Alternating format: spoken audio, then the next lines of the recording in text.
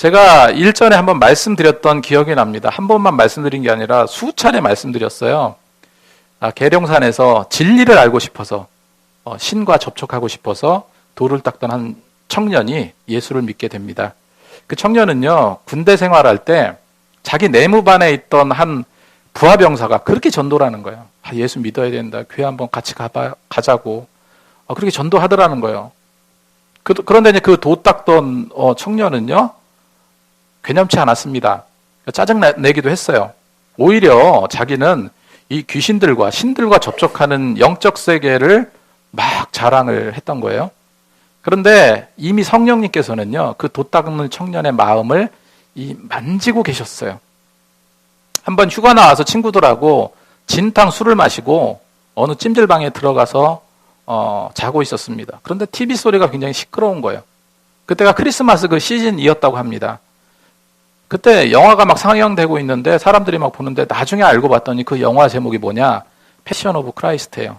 그러니까 예수님의 고난의 십자가와 관련된 그런 그 영화였잖아요. 예수님께서 십자가에 달리고 피를 쏟으시고 죽임당하는 그 장면을 보는데 자기도 모르게 몸에서 전율이 일어나더래요. 소름이 쫙 끼치면서 전율이 일어나는데 이 계룡산에서 귀신과 대화도 하고 뭐 영적인 어떤 토킹 어바웃을 했던 이 청년인데 얼마나 영적으로 민감하겠어요. 그리고 마음속에는 도대체 왜 저렇게 채찍에 맞는 거지? 왜 저렇게 처참하게 피를 흘리는 거지? 왜 마지막 십자가에 달리면서도 왜 용서의 기도를 하는 거지? 도저히 이해가 되지 않았지만 순간순간 자기도 모르게 감정에 복받치더라는 거예요. 그래서 펑펑 눈물을 쏟게 되었고 예수님에 대한 관심을 갖게 되었고 교회 다니게 되었습니다. 그리고 그 이후로 그 청년은요, 계룡산 도사의 모든 것을 내버리고 이제는 예수 그리스도만을 위해 사는 인생으로 바뀌었어요. 그 예수 믿고 있을 때도 귀신들이 얼마나 협박하고 자기를 괴롭혔는지 모르겠대요. 그럴 때마다 예수 이름으로 물리치고 더 이상 귀신은 달라붙지 않게 되었다. 완전히 떠나가 버렸다. 이렇게 이야기를 하더라고요. 이 계룡산 청년에게 복음을 전했던 그 청년이 제가 사역했던 교회 청년부로 사역할 때 다녔던 그 청년이었습니다. 얘기를 통해서 들었고 직접 만나서 또 그런 얘기를 듣게 되었어요. 얼마나 귀한지 몰라요. 한 영혼이요, 구원받는 순간이에요. 그 청년이 궁금해했던 게 뭐냐면요, 왜 예수님이 저렇게 피 흘려야 했지? 왜 십자가에 죽으셔야 했지? 왜 그 고통을 거부하지 않고 정말로 나약하게 죽었어야만 했지? 이런 마음속의 물음 때문에 굉장히 생각이 깊어졌다고 하는데 그 마음속의 물음에 대한 답이 오늘 말씀입니다. 그래서 오늘 예수님의 피 흘리심 이런 제목으로 하나님 말씀을 전하고자 합니다. 살아있는 모든 생명체에는 피가 흘러요.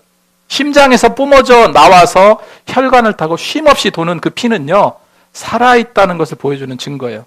그 피가 식어지고 굳어질 때 고단한 삶을 마감하고 죽음을 맞이하게 됩니다. 그래서 피는 우리가 살아있는 것을 보여주는 증거가 됩니다. 내가 움직이는 것도 내가 생각하는 것도 피가 돌기 때문에 그래요. 피곤해서 잠을 청할 때도 공부하면서 글을 쓸 때도요, 하나님께 기도드리고 예배할 때도 뜨겁게 찬양할 때도 그 피가 흐르기 때문에 살아있는 나를 보게 되는 거죠. 심박수가 빨리 올라가면 혈압은 떨어진다고 합니다. 근데 심박수가 너무 빠르게 뛰면요, 사람은 일시적으로 졸도한대요. 일시적으로. 이것을 의학적으로 연구하는 이유가 무엇일까요? 피가 얼마나 빨리 흐르느냐, 피가 얼마나 압이 세냐, 얼마나 심장에서 막 빨리 펌프질하냐, 이렇게 세밀하게 체크하는 이유가 뭐냐는 거예요. 그 피는요, 생명과 직결되기 때문에 그렇습니다. 그 피가 흐르고 돌아서 살아있는 나를 계속해서 유지시켜주기 때문에 그래요. 피가 멈춰선다는 것은 호흡을 멈추는 것이고 더 이상 생명체를 유지시킬 수 없음을 보여주는 거예요. 그 상태를 우리는 죽음이라고 말합니다. 여러분, 예수님도 우리와 같은 뜨거운 심장을 갖고 계셨어요. 그 심장은 어떤 다른 사람과 다를 바 없었습니다. 붉은 피를 뿜어내고 온몸에 흐르고 심장을 펌프질하는 그런 순환을 가지셨어요. 그런 그분이요, 돌아가셨습니다. 죽으셨어요. 죽었다는 건 아까 계속 말씀드렸죠. 피가 멈춰선 것이고 호흡이 멈춰선 걸 의미합니다. 그 상태를 죽음이라고 우리가 말하듯이 성경에 보면은 예수님도 호흡이 끊기셨고 죽으셨다 기록하고 있어요. 십자가에서 많은 피를 쏟으셨기 때문에 어떻게 됐습니까? 죽으셨어요. 성경은 예수님께서 완전히 죽으셨음을 기록하고 있습니다. 마태복음 27장 50절 말씀에 예수께서 다시 크게 소리 지르시고 영혼이 떠나가시니라. 예수께서 큰 소리를 지르시고 숨지시니라. 누가복음 23장 46절 말씀을 보니까 예수께서 큰 소리를 불러 이르시되 아버지 내 영혼을 아버지 손에 부탁하나이다 하고 이 말씀을 하신 후에 숨지시니라.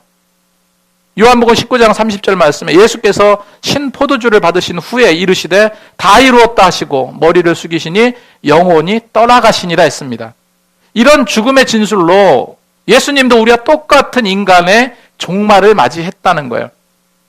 많은 사람들의 그 능력 있는 예수님의 모습을 보고 많은 사람들이 기대도 많았고 바람도 많았고 소망도 많았습니다. 그런데 그런 바람과 기대와 다르게 너무나도 나약하게 숨지신 거예요. 그런데 놀랍게도 그 죽으심이 우리를 위함이라고 성경은 말하고 있고 우리 때문이라고 말하고 있습니다. 우리 죄를 사해 주시려고 흘리셨던 예정된 죽음이셨다는 거예요. 오늘 말씀 마태복음 26장 28절에 이것은 죄사함을 얻게 하려고 많은 사람을 위해서 흘리는 바 나의 피 곧 언약의 피라 기록하고 있습니다. 여러분 전에도 말씀드렸지만요. 세상에 어떤 신이 인간을 위해서 피를 흘릴까요? 구약에는 몰렉이라는 종교가 있습니다. 이 몰렉이라는 종교가 있는데 한마디로 말해서 인신제사 드리는 종교예요. 그 신의 분노를 달래기 위해서 정말로 그 아이들이 있을 거 아니에요? 아이들이 있으면 자기 아이들 중에서 가장 똑똑하고 가장 잘생기고 가장 영리한 그 아이를 골라서 그 몰렉이라는 그 신께 인신제사를 드립니다. 불이 활활 타오르는 불 가운데 아이를 던져요.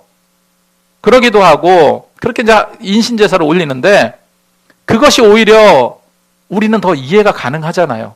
어떤 이해가 가능합니까? 사람이 신을 위해서 희생된다는 것은 이해가 간다는 거예요. 하지만 어떻게 신이 사람을 위해서 희생 제물이 되었다는 것은요, 도저히 이해할 수 없다는 얘기예요. 그런데 우리 기독교라는 종교는 희한하게 하나님의 본체 되신 예수님께서, 다시 말해서 신께서 우리 인간을 위해서 제물이 되어서 살이 찢기시고 피를 토하시고 돌아가셨다는 거예요. 여러분, 이게 있을 수 있는 얘기입니까? 여러분, 예수 그리스도의 그 피로 내 죄를 씻겼다는 사실 믿으시죠?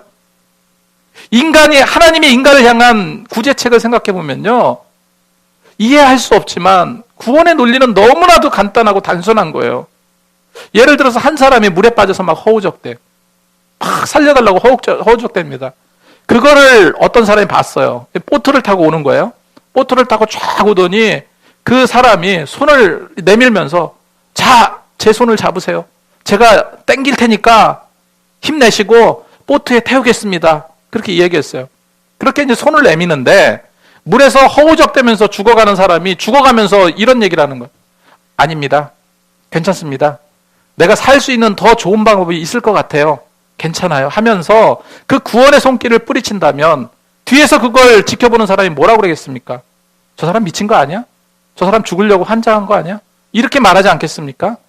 거기서 살 방법은 오직 하나밖에 없어요. 어떤 방법입니까? 얼른 구원의 손을 붙잡고 보트에 올라타야 되는 거예요. 그것이 유일하게 살 수 있는 방법입니다. 그런데도 세상 사람들은 어떡합니까? 다 나와 있는데 방법을 연구한다고 그래요. 살 방법을 연구한다고 합니다. 죽어가는 긴박한 상황 속에서도 다른 길이 있다라고 이야기해요. 그렇게 다급해진 상태에서 손을 내미시는 주님의 그 손을 잡으려 하지 않습니다.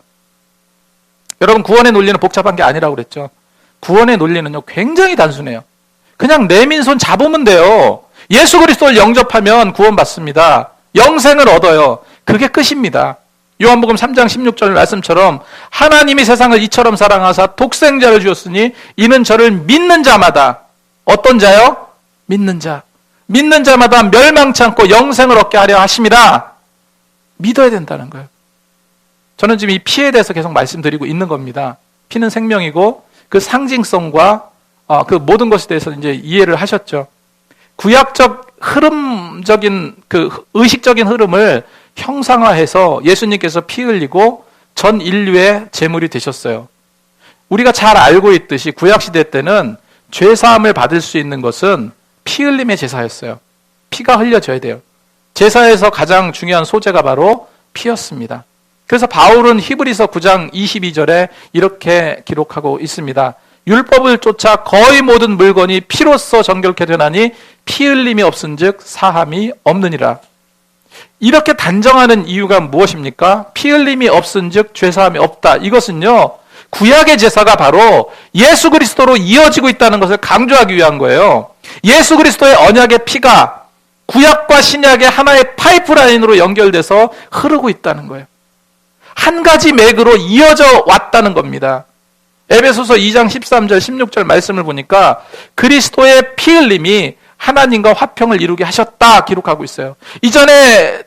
이제는 전에 멀리 있던 너희가 그리스도 예수 안에서 그리스도의 피로 가까워졌느니라. 그는 우리의 화평이신지라. 둘로 하나를 만드사 원수된 것 곧 중간에 막힌 담을 자기 육체로 하시고 법정원에 된 계명의 율법을 폐하셨으니 이는 이 둘로 자기 안에서 한 세 사람을 지어 화평케 하시고 또 십자가로 둘을 한 몸으로 하나님과 화목하게 하려 하심이라. 원수된 것을 십자가로 소멸시키고, 이렇게 성경은 기록하고 있어요.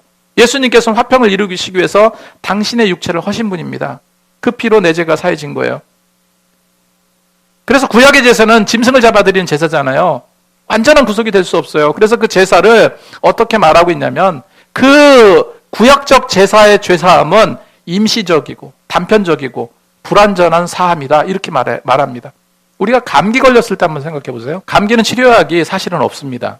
단지 감기약을 먹는 거는 이 콧물을 나지 않게 한다든지 기침하지 않도록 완화시켜 준다든지 해열작용을 할 뿐이에요.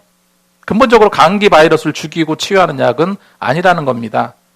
이 구약의 짐승의 그 피 흘림의 제사로 일시적인 죄가 사해졌지만 근본적인 죄 문제까지 해결하지 못했다는 거예요. 구약의 속죄 제사는 감기약과 같습니다. 근본적인 치유책이 아니라는 거예요. 그렇다면 인간의 죄악을 완전하게 자유롭게 할 방법이 어디 있습니까? 그거는 자신의 육체를 허무신 예수 그리스도의 피밖에 없다는 사실 여러분 믿으시기 바랍니다. 그래서 요한일서 1장 7절 말씀에 저가 빛 가운데 계신 것 같이 우리도 빛 가운데 행하면 우리가 서로 사귐이 있고 그 아들 예수의 피가 우리의 모든 죄에서 깨끗하게 하실 것이요. 예수 그리스도 피는 당신을 살리시고 우리 모든 죄를 용서하시는 유일하고도 가장 확실한 근거가 됩니다. 그래서 예수님께서 세상에 오셔서 그 피로 인해서 확실한 구원을 성취하셨어요. 그리고 새로운 언약을 세우셨습니다.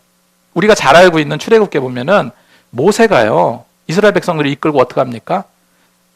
출애굽해서 홍해를 가르고 광야에 정착을 하게 됩니다.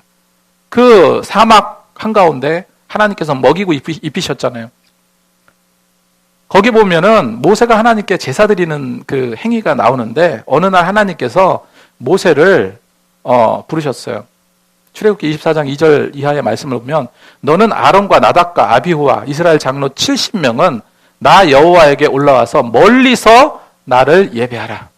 그런 다음에 모세만 따로 불렀어요. 모세만 따로 불러서 뭐라고 말하면 너 모세는 여호와께 가까이 나오라.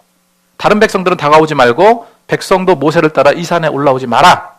하나님은 모세를 통해서 언약의 말씀을 주셨습니다. 그러니까 산이 있는데 어느 선까지는 백성들과 장로들이 있게 하고 모세를 따로 불러서 더 깊은 산중으로 모세를 불러간 거죠. 그 다음에 하나님께 모세에게 더 나오라고 말씀하시면서 백성들은 더 이상 따라오지 멈춰서라고 하면서 그렇게 더 하나님께서 현현하신 그 산에 모세만 불렀어요. 그리고 하나님께서 말씀을 주십니다. 모세가 의로워서 다른 사람보다 유별나게 잘나서 그렇게 부르셨을까요? 우리가 잘 알고 있듯이 모세는요, 엄격히 말해서 살인자예요. 그리고 도망자에 불과합니다. 그리고 80이 넘은 백발 노인이에요. 하나님께서 더 가까이 부르신 이유는 그가 의인이라서가 아니라 이스라엘 백성들을 중보자로 삼기로 작정하셨기 때문에 그래요. 구약에는 이런 모세 같은 중보자가 필요했던 겁니다. 하지만 이제는 더 이상 모세 같은 인간 중보자가 필요 없습니다. 이제는 그 누구라도 그리스도의 피의 공로를 힘있게만 하면은 자유롭게 하나님께 나아갈 수 있다는 거예요. 이튿날이 되었어요. 모세가 모세보로 더 가까이 오라 그러니까 이튿날 산기들 쓸게 뭐를 쌓았습니까? 제단을 쌓았어요. 그리고 12지파를 기념해서 돌 12개를 세웠습니다. 그리고 백성들 가운데서 젊은이들을 보내서 이 소를 몰게 오게 해서 태워서 드리는 번제로 하나님께 제사를 드립니다. 그리고 화목제로 여호와께 소를 바쳤어요. 그 소를 몸을 어떻게 해요? 그 찢어서 붉은 피를 쏟게 했습니다. 모세는 그 피를 절반은 그릇에 담고 나머지 절반은 제단 주변에 뿌렸어요. 이 피를 뿌린다는 것은 구약의 정결 의식입니다. 일종의.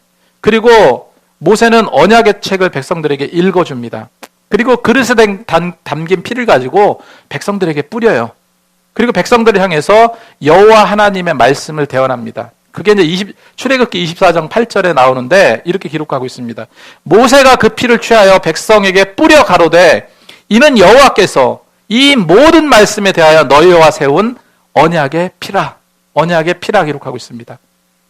에레미야 선지자도 이 새 언약에 대해서 기록하고 있죠. 나 여호와가 말하노라 보라 날이 이르러 내가 이스라엘 집과 유다의 집에 새 언약을 세우리라. 여기서 새 언약은 분명 십자가 사건을 통해서 성취된 예수 그리스도의 피의 언약에 관한 예언입니다.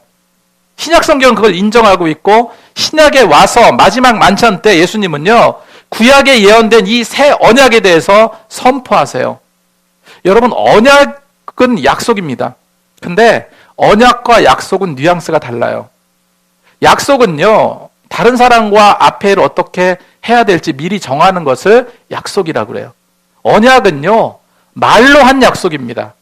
똑같은 약속이지만 직접 말로 약속하신 것을 언약이라고 그래요. 누가복음 22장 20절 말씀에 저녁을 먹은 후에 잔도 그와 같이 하여 이 잔은 내 피로 세우는 새 언약이니 했어요. 직접 말씀하신 거예요. 곧 너희를 위해 붓는 것이라. 모세나 예레미야 선지자가 말한 그 새 언약이 이제는요 예수 그리스도의 십자가의 피의 언약으로 예수님은 제자들 앞에서 공표하고 있는 거예요. 놀랍게도 이 말씀을 읽어도 제가 말씀을 준비하면서 전혀 생각지 못한 부분을 깨닫게 해주실 때가 있어요.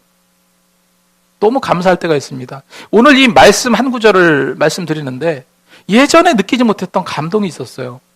여기서 예전에는 죄사함을 얻게 하려 많은 사람을 위해서 흘리는 피, 많은 사람을 위해서 흘리는 피, 이 부분에 꽂혔었어요. 그런데 오늘 말씀을 준비하면서 지난 며칠 전에 나의 피라는 그 말씀에 너무 큰 은혜가 되는 거예요. 이 단어가 왜 그렇게 마음에 오래 남는지 모르겠습니다. 나의 피, 나의 피. 예전에 요한복음 말씀을 전할 때도 13장 1절 말씀에 이런 말씀이 있죠. 6월절 전에 예수께서 자기를 세상에 떠나 아버지께로 돌아가실 때가 이른 줄 아시고 세상에 있는 자기를 사랑하시되 끝까지 사랑하시니라. 여기서 끝까지라는 말. 이 끝까지라는 말이요. 얼마나 그때 은혜가 됐었는지 몰라요. 근데 이 끝까지라는 말이 큰 은혜가 되었는데 오늘 이 말씀에 나의 피라는 말씀. 그냥 흘려 넘어갈 수 있는 그런 단어인데 너무 큰 감동이 왔습니다. 이런 말씀을 깊이 있게 묵상하면서 이런 말씀으로 좀 은혜도 나눴으면 좋겠어요. 예수 그리스도의 새 언약에 대해서 정말 정확하고 분명하게 언급하고 있습니다. 그것은 더 크고 온전한 장막에 염소나 송아지 피가 아니라 예수 그리스도의 피로 영원한 속죄를 이루셨다라고 기록하고 있거든요. 그리스도께서 장래의 좋은 일의 대제사장으로 오사 손으로 짓지 아니한 곧 이 창조에 속하지 아니한 더 크고 온전한 장막으로 말미암아 염소와 송아지의 피가 아니고 오직 자기의 피로 영원한 속죄를 이루사 단번에 성소에 들어가셨느니라. 여러분 기억하시기 바랍니다. 예수 그리스도의 보배로운 피가 너를 구원해 하시겠다는 새 언약입니다. 그 옛날 이스라엘 출애굽 직후에 시내산에서 짐승을 잡아서 맺었던 그 언약의 시대를 이제 마감하고 갈보리의 십자가에서 예수 그리스도의 피 흘림을 통해서 온 인류와 교회 앞에 영원한 새로운 언약을 수립하신 거예요. 믿으십니까? 이 예수 그리스도의 피의 공로를 우리는 의지하면서 살아가야 될 줄로 믿습니다. 며칠 전에 이 분당우리교회 이찬소 목사님 설교를 듣고 있는데 이런 말씀하시더라고요. 분당우리교회는 처음에 개척하고 성장해서 워낙 많이 알려진 목사님이니까 한 2만 명이 넘어가는 그런 성도가 있었어요. 자기 그 분당 우리 교회로 성도들이 계속 몰려오는 거예요. 이 목사님이 기도하면서 주변으로 성도들을 파송하기 시작합니다. 2만 명, 3만 명, 나중에 뭐 한 10만 명도 될 수도 있는 그런 교회였는데 자기는 5천 명만 남기고 나머지는 다 주변으로 파송하겠다 공언하셨어요. 모이는 그 정도로 크게 그 모이는 거는 큰 어떤 그게 없다라고 생각하신 거예요. 그리고 2년이 지났어요. 2년이 지난 다음에 어떻게 말씀하시냐면은 지금 분당 우리 교회 아시는 분 아시겠지만 교회 처음 나온 사람들만 받고요. 기존에 뭐 이사를 와서 주변에 교회 정하려고 하는 기존 성도들은 아예 등록받지 않습니다. 주변으로 가라고 이야기하죠. 그러다 보니까 정말로 실력 있고 능력 있는 그 교회 안의 성도들이 다 주변 교회로 파송하다 보니까 정작 분당 우리 교회는 여러 가지 일에 공백이 생기기 시작했다는 거예요. 그렇게 말씀하시더라고요. 일도 사역도 구멍이 송송 나고 감당할 수 없을 때가 있었다는 거예요. 그때 굉장히 힘드셨다 이런 얘기를 하더라고요. 그런데 2년이 지난 지금 오히려 2만 명의 성도가 있었을 때보다 더 교회가 짜임새 있고 더 건강하고 더 교회가 교회다워지는 것 같다 이렇게 말씀하시는 영상을 보게 되었습니다. 그 이유를 얘기하는데 여기서 우리가 배울 점이 있다고 생각해요. 성도들을 다 보내고 쉽게 말해서 교회에 결핍이 왔다라고 이야기하시는데 그것이 은혜였다는 거예요. 결핍이. 그런 결핍이 있었기 때문에 모든 거를 걸었대요. 그런 결핍이 있었기 때문에 모든 거를 걸었고 모든 에너지를 거기에 집중했대요. 그렇기 때문에 하나하나 구멍난 부분을 메꿔나갈 수 있었다라고 말씀하시더라고요. 정말로 그 이찬수 목사님 말씀처럼 그렇기 때문에 우리는 모든 것을 걸고 에너지를 여기에 집중하기를 정말로 원합니다. 에너지를 집중해서 메꿔나가길 원해요. 정말로 성장시켜 나갈 수 있도록 함께 노력했으면 좋겠습니다. 이 교회는 나 혼자 하는 거 아니잖아요. 이 결핍을 메꾸는 노력을 제가 두 가지로 생각해 봤어요. 첫 번째가 이거는 뭐 큰 저기가 없는데 모이는 것부터 시작해야 됩니다. 모이는 것부터. 다른 어떤 것보다 주일 성수와 예배 참여부터 시작해야 됩니다. 두 번째로 앞으로 우리 기쁨의 교회는 오게 될 성도들이 많다라고 생각을 합니다. 손님처럼 왔다 갈 수도 있고 기쁨의 교회 등록해서 함께 신앙생활 할 수도 있습니다. 중요한 건 뭐냐면 누가 오더라도 우리는 그 손님 맞을 준비가 되어 있어야 돼요. 그래서 이에 합당한 리더로서 훈련을 받아야 돼요. 지금부터 훈련 받아야 돼요. 지금부터. 한 명이면 한 명이 훈련받고 한 명이면 한 명이 훈련받고 내가 집의 주인인데 손님이 왔는데 신경 쓰지도 않고 누가 왔는지 알지도 못하면 이거 말이 안 되잖아요. 손님으로 온 그 많은 사람들 우리가 정말로 교회에는 어떤 식으로 대접하고 어떤 식으로 그들을 대하고 어떻게 기도하고 이런 거 다 우리 훈련 받아야 됩니다. 앞으로. 그게 없으면은 교회는 성장하지 못해요. 말씀을 정리하겠습니다. 피가 멈춰선다는 건 죽는 걸 의미합니다. 예수님도 죽으셨어요. 하지만 어둠 안에 갇혀 계시지 않았습니다.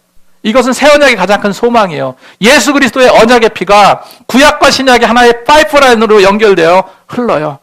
구약 제사는 임시적이고 단편적이고 불완전한 그런 사함이지만 예수 그리스도의 갈보리의 십자가의 피는요 영원하고 완전한 구속의 제사입니다. 이제는 그 누구라도 예수 그리스도의 피의 공로를 힘입기만 하면 자유로이 우리는 하나님께 나아갈 수 있습니다.